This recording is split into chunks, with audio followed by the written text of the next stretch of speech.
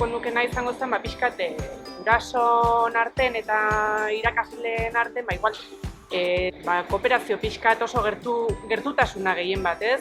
Oso talde lana esan geneiken izan du deula. Niretzako ez ditzeko modua, sortzen den giroa, goxotasuna eta gertutasuna. Flexibilidad en los horarios a la hora de recogidas y entradas, salidas y demás. A nosotros para conciliar la vida familiar, el trabajo, la escuela, todo nos pareció ideal. Oso harreman gertukoa izan dugula zentru. Bai zentrukin orokorren eta irakasleekin partikularki. Oso harreman erresa gertukoa, egozin gauzan aurren setxun sortu zinatzen die edo hitzeiteko ez da inongo arazoi. Momentu txarretan, konfinamenduan bezala, oso atendituta sentitu ginen. Ez gintu zuen bakarrik utzi. Horrela saio beti izan da gauza positibo bat. Gainea gute irakaslekin eta oso relaziona egin dula, eta horrek ondorio bezala ekarri zola guztua ikasten dula eta giro akademiko ona sortu zala. Teknologi berriei oso erabilpen ona ematen zaie. Adibidez, pandemia garaien etxe guztietara iritsi dira hezkuntza bermatu. Alaba oso gustua etortzen dela. Orain dela 5 urte nire gurasoak eta ni Argeliatik Basainara etorri ginen. Eta segituan lasaien oso natua sentitu nintzen. Argeliatik etorritakoan frantsesa eta arabiera bakarrik nekien. Baina lasaien laguntza askorekin euskara, erdera eta ingelesa ikasi nuen.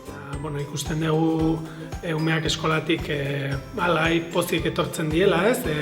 Eta eskolara gero bueltan ere gustora juten diela, ez? Motibatuta ikusten ditugu. Eta gero beste gauza bat nabarmenduko nukena da berrikuntzan aldeko apostu hori, ez? Jarraipena ikasleen gain. Batasuna edo elkartasuna dagoela problemak eta adierazteko. Saien ikasi genuen metodologi bat zein deiturik bat, bai karreran asko erabiliko metodologi bat da talde lanen. Laguntzen dugu gatazkak eta erramienta dauzkegu gatazkoik egiteko. Eta gure bizitza pertsonalen ere bai asko baliabide asko ematen dituen erramienta bat da. Guk aurkitu duguna lasaian da gertutasuna eta babestasuna. Eta zergaitik azpimarratzen dugu. Daukegulako alaba bat laguntza bereziak behar dituenak, ez? Orduan, akademikoki orientazio asko jasotzen den ikastolaren aldetik, eta baita ere etengabeko komunikazioa dago, ez? Bai irakasle, laguntzaile eta gure artean. Oso lagunduta sentitzen gara bide honetan, ez? Eta guretzako horrek garrantzi izugarri dauka gure seme-alaben hazkunde eta garapenean. Irakaslegoaren formakuntza, etengabeko formakuntza bat ematen dela. Ere interesgarri iruditzen zaigu lasaien ikastetxe bezala beste lasaiko ikastetxekin batean sare bat osatzen dutela. Lasaie dauken aisialdi talde propio esker izartxo deitzen dela, gure kurtsoko pertsona guztietaz aparte, beste adin batzutako pertsonakin baita ere harremana sustatu dugu, ikasi bazkenen erlazioa eta harreman hau mantentzen urte pilatetan zehar.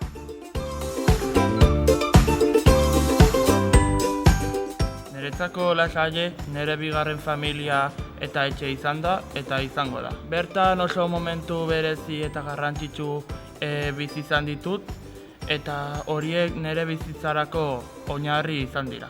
Bai guraso eta ikasleentzako eskolaz kanpoko ekintza ugari daude.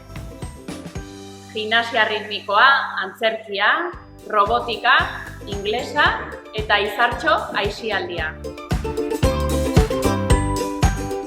Lasaie nire haurtzaroko eta gaztaroko guretzapenen gunea izan da, baina batez nire etorkizuna garatzen bilten tokie.